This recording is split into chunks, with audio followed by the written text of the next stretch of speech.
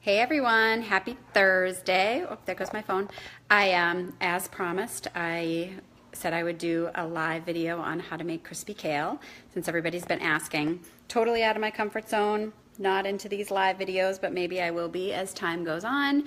So I'm home this afternoon, figured I would get it done, and I didn't have my kale this morning for breakfast, so thought today would be a good time. So we're gonna get started. I'm not fancy, I don't have any tripods, so we'll kind of be playing with the phone, see if some people come on. If you have any questions, just ask questions. Anyway, so let's get started. I'm gonna turn the camera, hi Hillary. I'm gonna turn the camera around and show you what I got going. So usually when I do my crispy kale, the two best oils are either coconut oil or ghee, and I don't have any ghee right now, so I'm actually making some. Hi, Hill. I'm actually making ghee, see? So I got that going. I don't have any left, so I'm making a bunch of batches today. So I'm gonna use coconut oil today because I figured most people have coconut oil on hand and not ghee.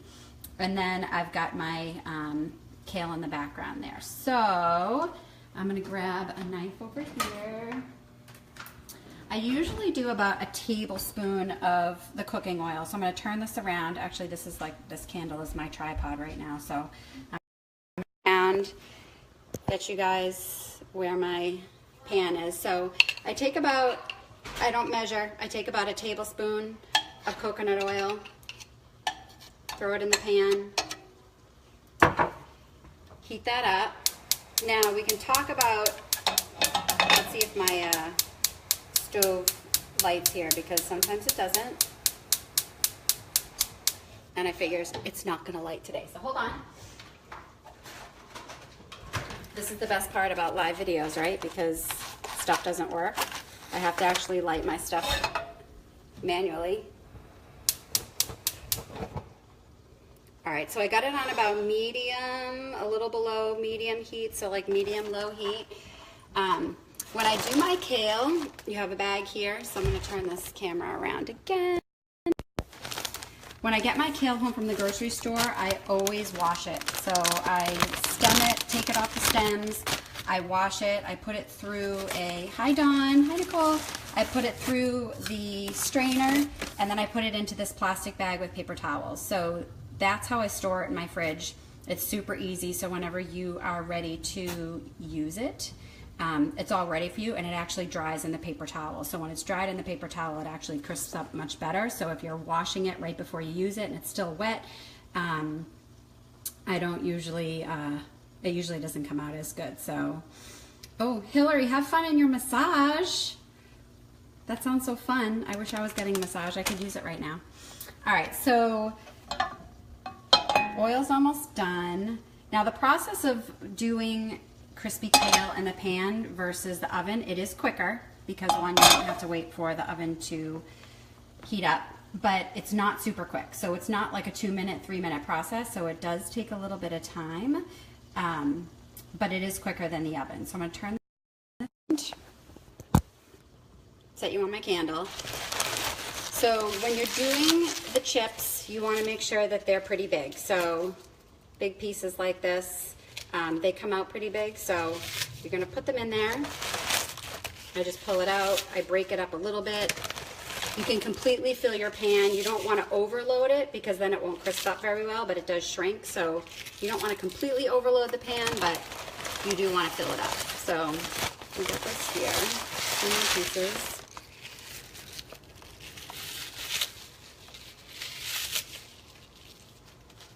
And we got that going. So I'm gonna keep it simple today, since this is the first time we're doing this, and I'm not even gonna season it at the beginning. But if you want to, you can season it. I typically wait to do the salt at the end.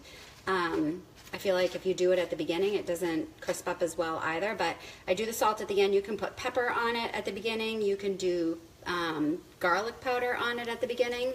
But to be honest, I like to keep mine pretty simple. So I'm just doing the coconut oil, and at the end we'll put a little salt in there. So we got this going. Hold on.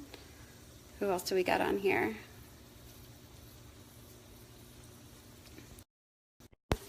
So while this is cooking, this is pretty much a set it and forget it dish, you don't have to do much. The key to getting the crispy kale, and I'll say this again for anyone that joins later, but the key to crispy kale is to not really touch it. If you stir it too much, it's not going to crisp up. So you want it to sit there for a while, you want it to heat up, you want it to get a little brown, and then turn it a little, coat it, and then let it sit again. So we got that going there. I'll move it over here. So I got my ghee going here. And again, I'm completely out, and I usually have jars of it at home, and I don't have any, so I'm missing it. So I'm going to make, I think, 3 batches today, which will get me like 12 jars to have on hand. So that will be good. So I'm actually going to get my spoon so I can show you guys what it looks like while it's cooking. If I pull this away, see it's still kind of cloudy in there, so it's not done. That will start to get really clear, and once it's clear and starts to get a little bit brown, then we know it's going to start to be ready. So back to the kale. Kale's crisping up here. I'm actually going to take a spatula, and I'm just going to turn it a little to coat all of the kale with the olive oil. So I let it sit for a little bit. I don't know, maybe, what did we do, like 2 minutes? You let it sit. I'm going to stir it up. Hi, Joanne. Nice to see you. So that's all coated there. And then again, I'm just going to let it sit. So that's really it. We are gonna wait because I want you to see how it crisps up, but I'll turn the camera around here. So what I normally do, since this does take some time to make, I don't know what your mornings are like, but my mornings are fairly busy with the kids. So we usually come downstairs and I make crispy kale, gosh, pretty much every morning. Every morning that I'm going to the gym, I make crispy kale, eggs, and fruit. You've probably seen me post it a million times. So what I do is I get downstairs, I take out my pan, I put in the oil, I let it melt, and I start to do other stuff. I start getting the kids' breakfast ready, I start to get their lunches ready, and then what I'll do is I'll put the kale in, and then again, you let it sit for a while and you don't do anything with it, so it's best if you let it sit. So then I do other things. I do more of getting the kids' breakfast ready, more of getting their lunch ready, so you can multitask while making this, which is great, because then the longer you let it sit in the pan, the crispier it gets. So even though you're not going to eat it right away, you can start making it, start getting it ready, and then while you're doing everything else, it's getting done for you. So it's super easy. I'm going to turn this back around. So we got it going on here. You can see it's starting to crisp up. We probably let it sit for like another 2 minutes at this point.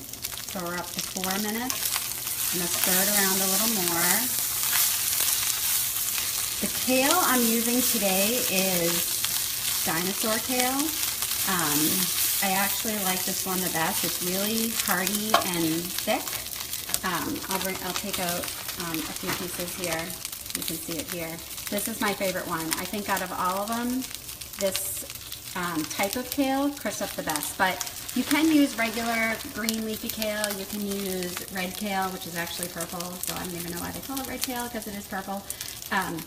They all come out pretty good, but they don't crisp up as well as the dinosaur kale. Hi, Kat. Nice to see you. So we're going to let this sit a little bit longer. Does anyone have any questions for me? If you have questions, just throw them out there.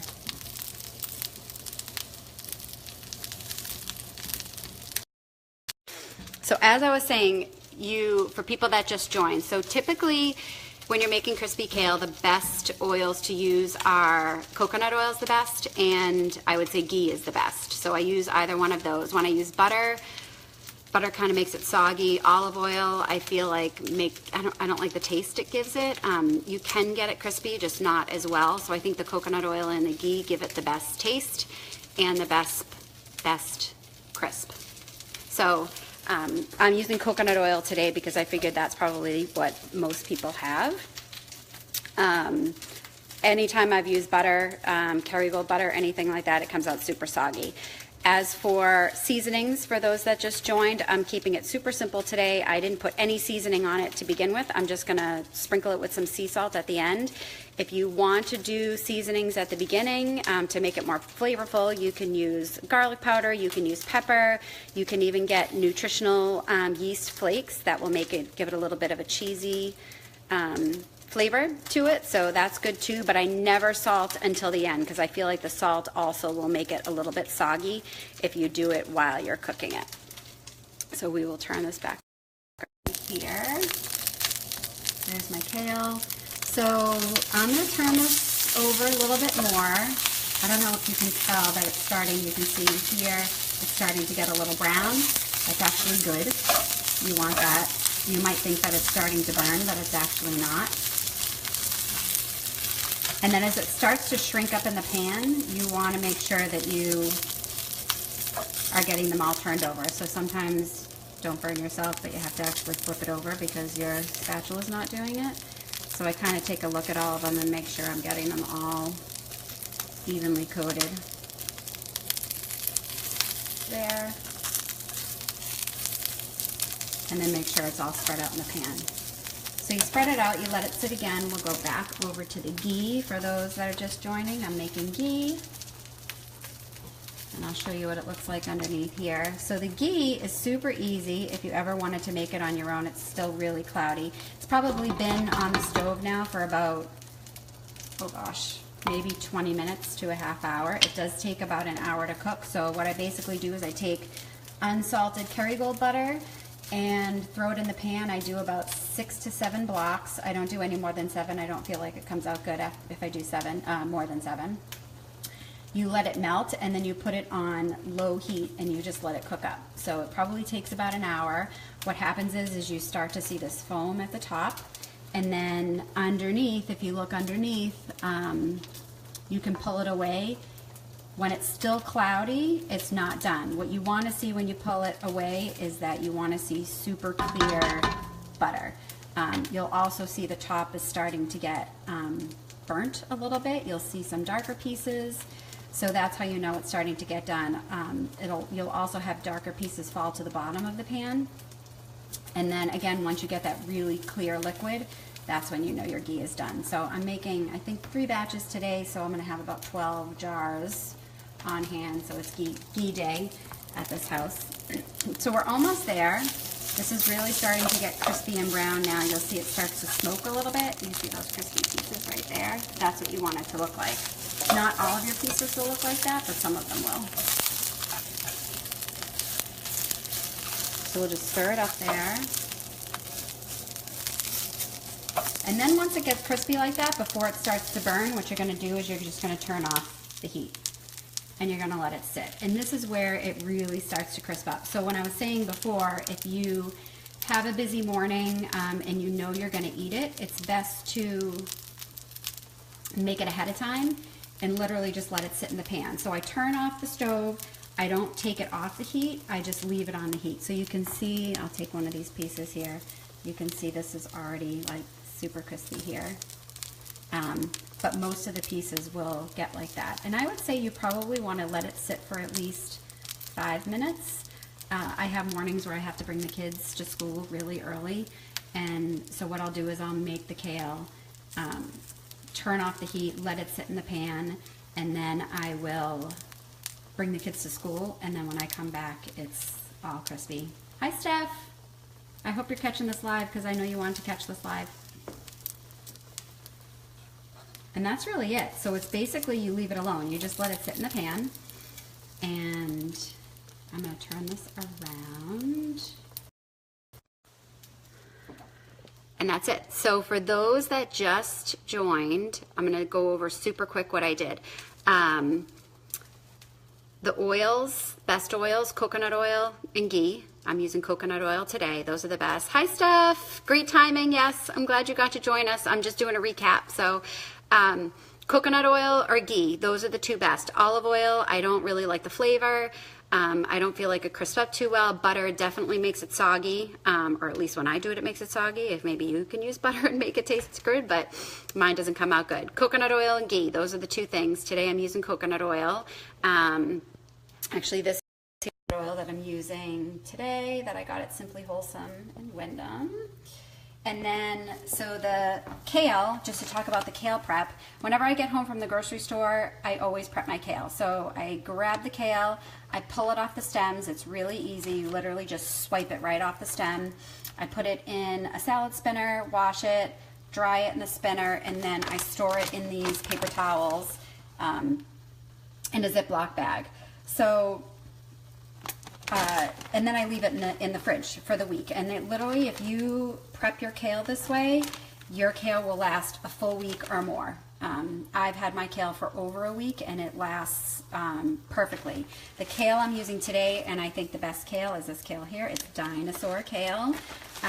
This I feel gets crispy the best, and you can use bigger pieces, so they're actually like chips, whereas when you use like the other leafy or the red kale, purple kale, you get smaller pieces and they're not as much like chips. So dinosaur kale is best if you can find it. Sometimes it is harder to find, but if you can find it, that's great. And then storing it in here is best. So then we just kind of take it out. We let the oil melt in the pan. And what I was saying before, the key to crispy kale, the absolute key, is to leave it alone. What you don't want to do is to be stirring it all the time. So I let my oil melt. I put the kale in the pan. I let it sit for a little bit, probably like 2 minutes, to let it really start to coat. And then I give it a stir up. I let it coat all the oil in the pan. And then I let it sit again. And you're probably each time letting it sit like 2 minutes. So you don't want to touch it. So I was saying you can do other things in the morning. If I'm getting the kids ready, I'll come down, I'll get my pan out, I'll get the oil in, I'll put the kale in, I'll get it going, and then I'll turn around and I'll start getting the kids' breakfast ready, I'll start getting their lunch ready, turn back around, give it a little stir, and then finish getting them ready in the morning. So it's really good.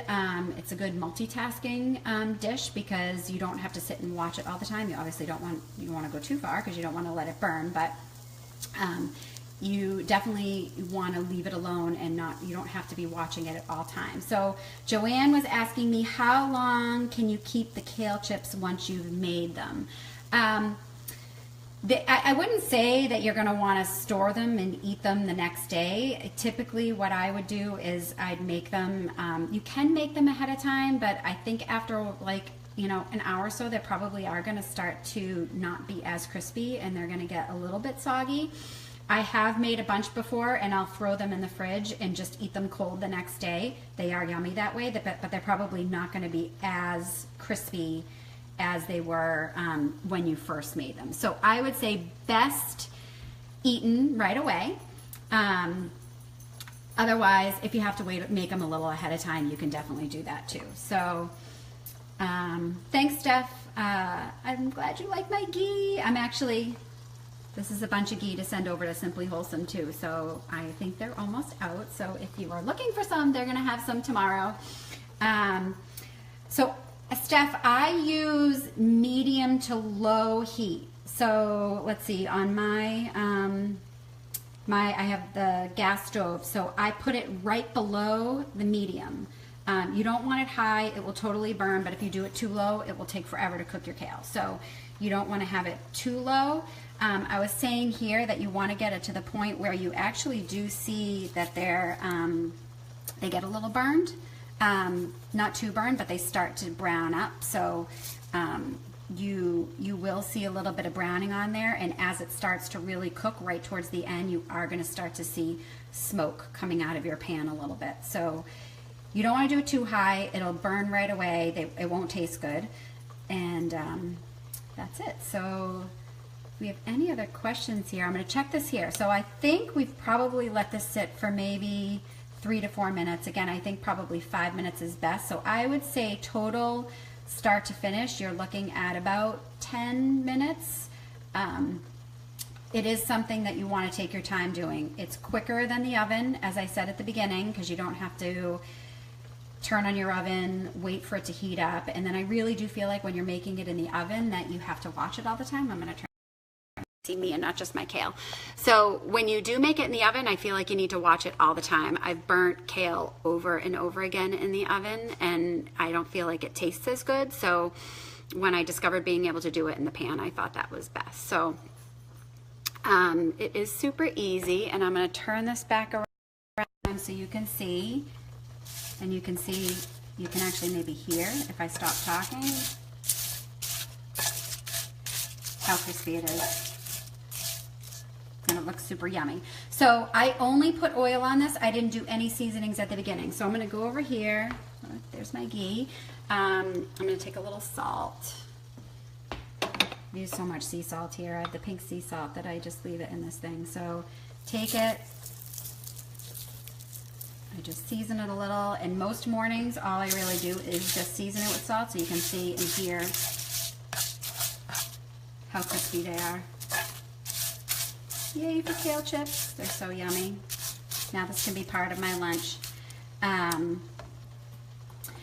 I was saying before too, I only put, and Steph, you might be interested in this, I only do the salt at the end. So I'm not sure if you were seasoning everything at the beginning, but salt I always do at the end. I feel like if you do salt at the beginning, that it gets a little soggy and doesn't crisp up as well. Pepper, garlic powder, onion powder is really good.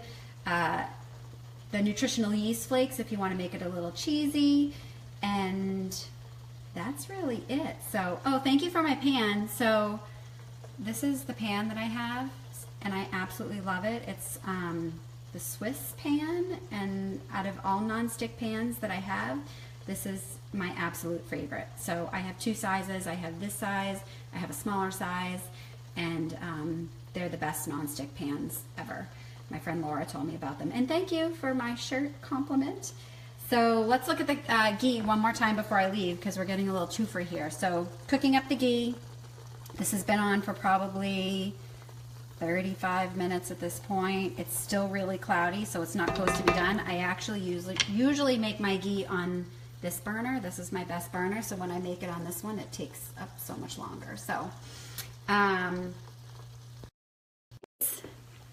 that is it. That's how you make crispy kale. If you guys have any more questions after you watch this, anyone that didn't watch it live can post here and I will answer later. And good luck with your kale. If you make it and it comes out perfect, or if it doesn't come out perfect, let me know and I'm happy to help. And yay for my first live video. It was crazy. Thanks guys. Bye.